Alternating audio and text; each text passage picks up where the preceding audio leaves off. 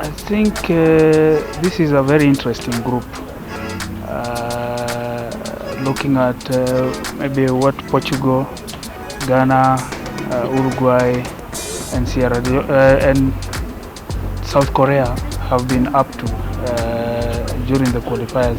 I think it's a relatively tricky group.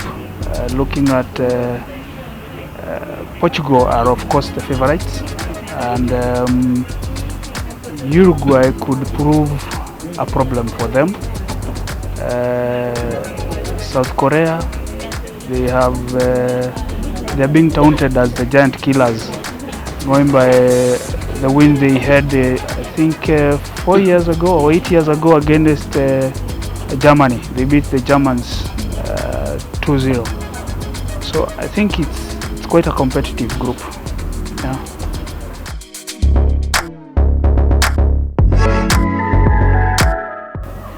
I think everybody is looking at this match as a grudge match, and I feel it's more of a must-win match for Ghana as opposed to Uruguay, because Uruguay, looking at the squad they have at the World Cup this time around, it's a very talented squad.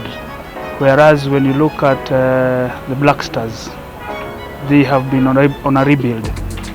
So I think whomever turns up on the day and winning this match for either of these two teams give them an opportunity to proceed to the round of 16.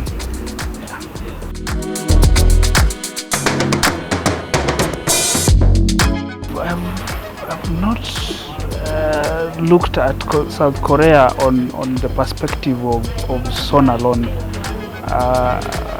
Yes, he's the driver, and he's the marksman, he's the inspiration. But when you look at football and at such a high level of competition, you can't write anybody or a team out just because they are missing their star player. Yes, it could be a big miss, but I think they will still be competitive. And I believe the winner between the match, the winner in the match between Ghana and South Korea will be in a position to spoil it for the two top dogs, that is Uruguay and Portugal.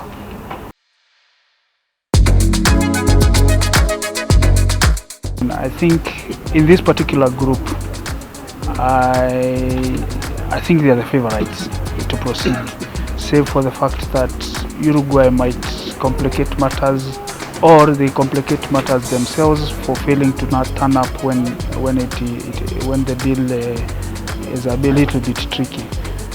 To go all the way and win the tournament, I don't think I can say as much. Yes, they are a good team. They have some very good additions in the last 3-4 years to the team. I'm not quite sure about the mental status of their talisman, Cristiano Ronaldo, going by what is going on in the media, especially after that interview with Piers Morgan, and his likely fallout at United. But we always see two different individuals when a player plays for the club and when a player plays for the national team. All said and done, maybe a semi-final. From the semis, if they make the semis, then we can talk of something different. But for now, I think I wouldn't say they are favorites to go all the way.